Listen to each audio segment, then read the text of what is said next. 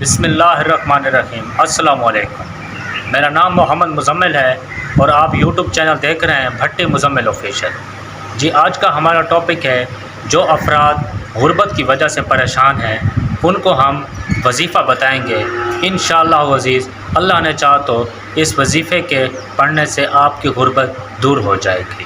جزاک اللہ۔ جو غربت سے نجات کے لیے وظیفہ ہم آپ کو بتا رہے ہیں، یہ وظیفہ شروع کرنے سے پہلے تین بار اول آخر درود شریف پڑھنا ہے، درود ابراہیمی۔